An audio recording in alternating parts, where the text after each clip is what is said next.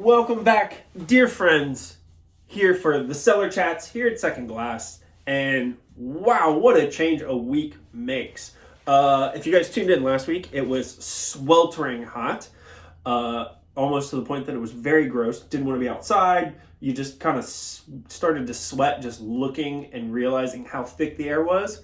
And then boom, Father's Day rolls around, a little cold front, and it's almost cold in the mornings. And it's still really lovely out. I know it's going to warm up this weekend, but that's okay. It is summer. And we'll take what we can get when we get it. So this week, we're taking the opportunity to, we're going to have a little extra fun. We're going to drink some kind of, I wouldn't call them obscure, because I think that is maybe a term that's overused, but a little less known, a little more interesting, fun wines, fun styles, fun grapes, fun places. So this week, we are heading to the Mediterranean, and we're going to start out in Slovenia, which I suppose I'm going to say it's in the Mediterranean. It's sort of been a weird caveat, but yeah, it's Mediterranean, with the Grape Abduction company little Piquette Rosé from Gons. We're going to travel all the way down to Greece, and we're going to end up in Santorini and the Paros Islands with Domaine Sigalas, their little Assyrtiko Monemvasia blends. And then we're going to end on something really fun, exciting, and didn't even know this existed. So I'm really excited to try it and kind of actually learn more about it. I'm not going to go too in depth, but I'm going to do this on my own time. This is Giantissari. This is their Tai Rosso from the Colli Berici, and it is genetically identical to Grenache, which is fascinating because it comes from the Veneto, near Verona in Italy. Didn't even know there was Grenache planted there. Super excited about that. So, without further ado, let's jump into some Piquette. Now, we have done this wine before previously. It's been a while, so if you guys are not familiar with Piquette, sorry, I'm starting to open it, and it's very excitable. So, Piquette is done pet nat style, so single fermentation. Sometimes they get a little excited, so you gotta kind of slowly let some air out so you don't make a mess. The other way of doing this is to just pop it off real fast and have glasses waiting for you. I don't have that luxury right now. It's just me. I don't need to have wine going all over the place in the cellar. No one wants to clean that up. Last of all, me. So, this is, again, the Grape Abduction company from Gons. Just a really amazing, fun project from a younger guy in Slovenia doing, obviously natural wines, but in a way that, to me, they're very approachable. They're delicious. And then he started this little Piquette project. So Piquette is a really, really old way of making wine. And what it really was a way to make wine for the farmhands. I believe it started in Italy, might have started in France. Who knows exactly where it started? Probably arguably both places. But what you would do is you would take the grape skins and the pumice from your regular wine production.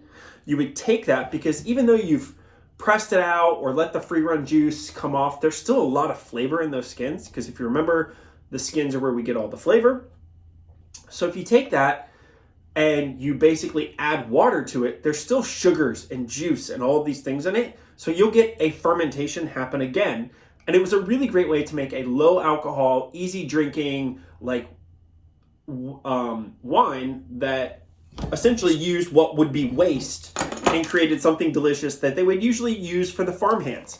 And this is what they would take out in the vineyards, and this is what they would drink during the day. This is 7% alcohol, so very low alcohol. Just what a lot of people will say is the perfect breakfast wine, because it's low alcohol, really clean, really fresh, easy drinking. It's all those things. And I don't know about you, I'm always looking for breakfast wine. So you don't really have to tell me too many times to try this for breakfast, and I'm in.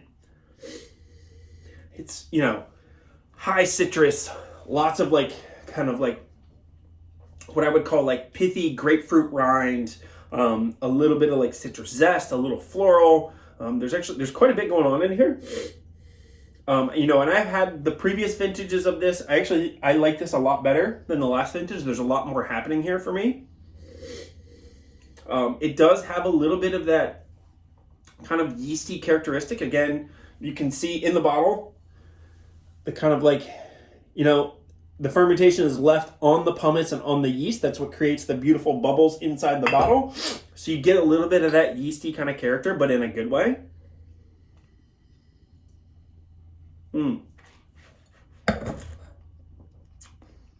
Yeah. It's bright, it's clean, it's so minerally. I mean, this is, again, I obviously love bubbles for an aperitif wine or something to have while you're cooking or grilling or just hanging out with some friends in the afternoon.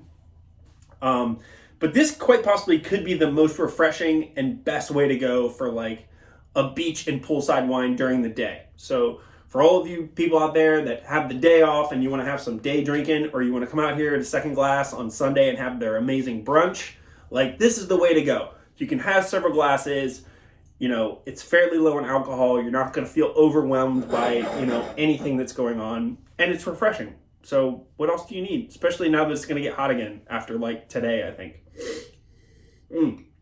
That's delicious. I mean, that is really good. The variety here, and I have it pulled up because I'm going to butcher it even though I'm looking right at it. Žametna Črnina. I'm guessing. I'm pretty sure I'm wrong, but that's how I pronounce it. If I could see it on here, I would let you guys look at it. Maybe you can figure it out. I'll put it in the episode notes so you can kind of look at it. Maybe you can figure out how to say it properly. I don't know how to speak proper Slovenian, so I'm not even going to try.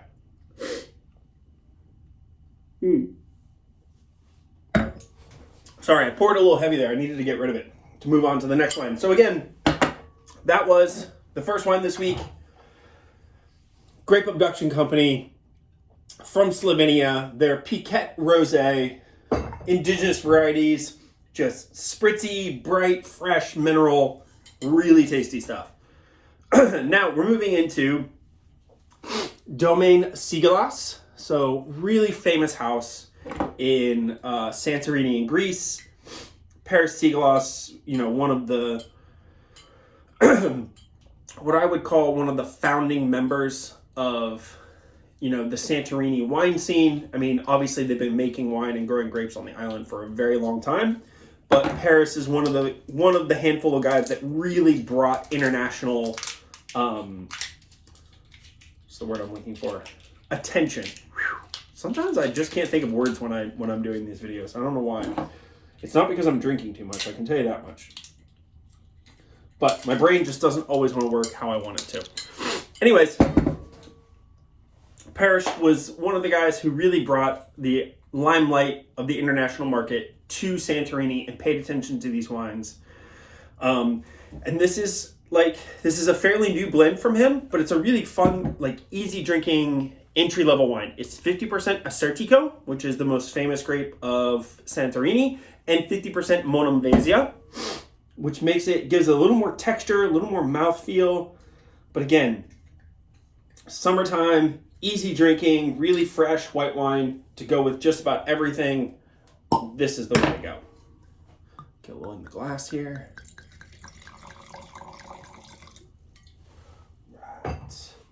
Right.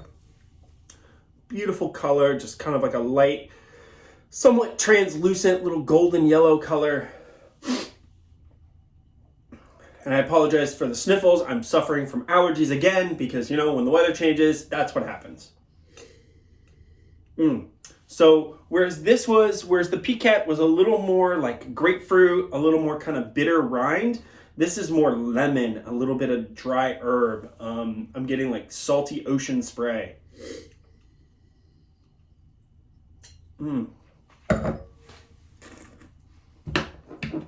Oh, wow. That is so intense. I would call like a little bit of like oyster brine, ocean spray, like salty, like right up front, followed by like citrus peel, citrus zest, like full on like lemon citrusy deliciousness. I just want like a whole bag or bushel of Incy oysters, or although we're not in season anymore, a bunch of mussels from Anna Shellum and a bottle of this, and sit outside with a few friends and just crush it. This is so good, so refreshing. Wow, I haven't had this in a long time, and I'm so happy we have it on the flight this week. I think you guys are going to love it. Wow, that is so good.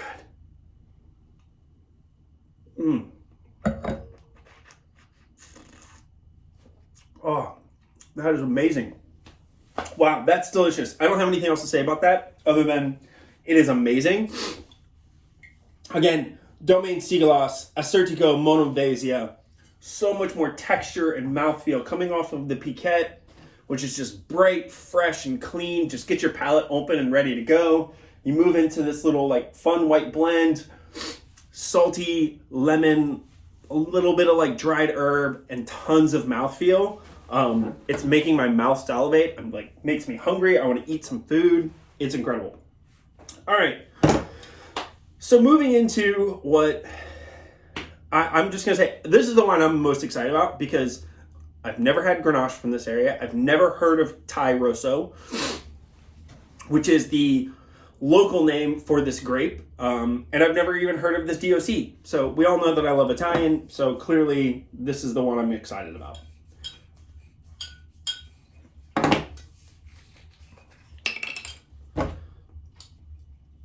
So a little history, I did do a little research. So the Colli Berici DOC was established in 1973. It's in the Veneto. You can produce, excuse me, in this region you can make, Soave wines and a handful of different reds, all the classic wines you would think of from the Veneto, Valpolicella, things of that nature. But only in this region, as far as I could tell, is the name Tai Rosso used, and only for this DOC do you get to use this name. So Grenache, as we know, comes from Spain, at least as far as I understand. That's really where it originated, worked its way to France, finds its way in little pockets of Italy a few hundred years ago. So it's not technically an indigenous grape to Italy, although having been there for several hundred years in certain areas, primarily Sardinia, there's a little bit in the Marche apparently, and then obviously here in the Veneto, but only in this tiny little pocket called Colli Berici do you find Tai Rosso, again, a.k.a. Grenache. And the grape's been there for a few hundred years. Genetically, it is exactly the same as Grenache, but because it's been in this area growing and evolving, it has its own very specific characteristics that make it sort of, this, we'll call it, version of Grenache is, genetically identical, but has its own characteristics that are very specific to this part of Italy. So I'm really excited to get into this. Again, I've never had this wine, never heard of it. Super happy to be tasting it.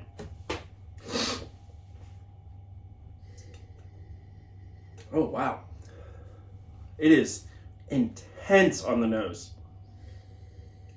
So this wine does get aged in oak for about 12 months in 40 hectoliter barrels, which is fairly large oak barrels.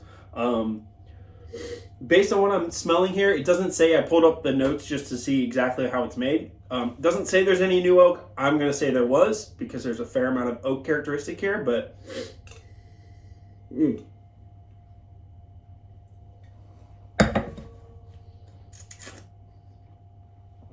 wow. Oh, that is super interesting. What I would call like kind of deep red, like raspberry, blackberry characteristics. A little bit of like a sweet, ripe fruitness to it. It's not like sweet, like sugary, but like sweet in the sense like really ripe fruit. Good amount of tannins, but not overwhelming. The texture on the mouthfeel is so enveloping. I mean, this wine, I would like to see this wine maybe 10 degrees cooler and have like a nice like pork chop or even like a good piece of like grilled steak. This wine would be incredible. Lots of richness on the nose, a little bit of that dried herb. There's a little, there's this characteristic I find in Italian red wines, and it happens pretty much ubiquitously across almost all Italian red wines, at least, ones that are not alpine grown, and you get this kind of like shrub brush, kind of dried sage, rosemary kind of characteristic. I guess you could almost relate it to, southern Rhone wines in France, where they have like that classic garrigue characteristic, which leans a little more Provençal, like herbs like lavender and a little bit of rosemary and things like that. This leans more like towards like kind of soft, sweet herbs, again, thinking like sage, rosemary, maybe a little bit of thyme. And I always get that characteristic. So even though it is Grenache, it feels very Italian.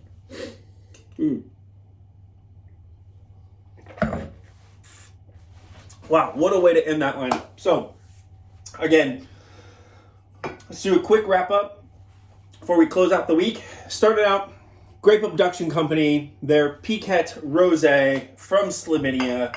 Just bright, delicious, great way to start the day. Domaine Sigalas, Assyrtiko Monemvasia from Santorini in Greece. Actually, let me rephrase that. It's from the Cyclades, which is basically the whole chain of islands off of mainland Greece, which encompasses Santorini and all the other surrounding islands. This comes a fair amount from Paros Island, which is a couple islands north. So nobody at me for being, technically incorrect. And then Giantissari Tai Rosso, a.k.a. Grenache from the Veneto in Italy. Wow, that wine's super fun, super delicious. I hope all the dads out there had an amazing Father's Day. I know I had a great Father's Day. I hope you're safe. Have a great week, and I will see you all next week.